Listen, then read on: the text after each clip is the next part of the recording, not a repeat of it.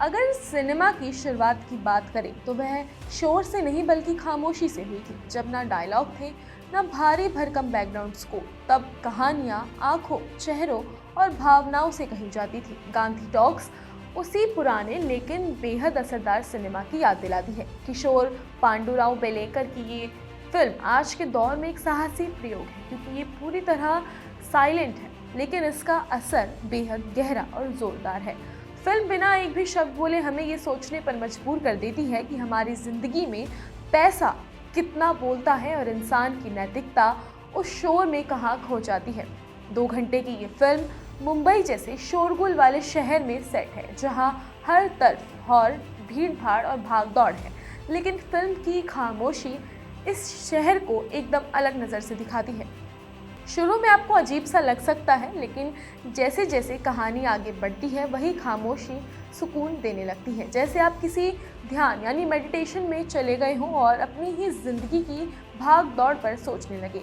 कहानी 2 बिल्कुल अलग दुनिया के लोगों के इर्द गिर्द घूमती है। एक तरफ है अरविंद स्वामी का कैरेक्टर बोसमैन, जिसके पास सब कुछ है, पैसा, बड़ा घर, खुशहाल परिवार और शानदार करियर, लेकिन जिंदगी पल भर में सब कुछ छीन लेती है। एक हादसे में उसकी पत्नी और बेटी की मौत हो जाती है, माँ भी चली जाती है, केस मुकदमे शुरू होते हैं, करियर और पैसा हाथ से निकल जाता है। जिस आदमी के पास कभी सब कुछ था उसे टूटते हुए देखना दिल को चुभता है। दूसरी तरफ है विजय सेतुपति का किरदार महादेव, जिसके पास कुछ भी नहीं है, इतना गरीब की माँ के लिए दवा और अपने लिए चाय तक का इंतजाम मुश्किल है। बिजली चोरी करके गुजारा करता है। जिस लड़की से प्यार करता है यानी अदिति राव हैदरी, उससे शादी करना चाहता है, लेकिन खाली जेब प्यार को भी मजबूर कर देती है। नौकरी की तलाश में वह बार बार भ्रष्टाचार से टकराता है और तब उसे एहसास होता है कि गांधी बातें करते हैं, यानी पैसा ही असली भाषा है। यहाँ लोग रुपए नहीं, गांधी में बात करते हैं। महात्मा गांधी का चेहरा, जो कभी मूल्यों का प्रतीक था, अब ताकत और ज़रूरत का प्रतीक बन गया है।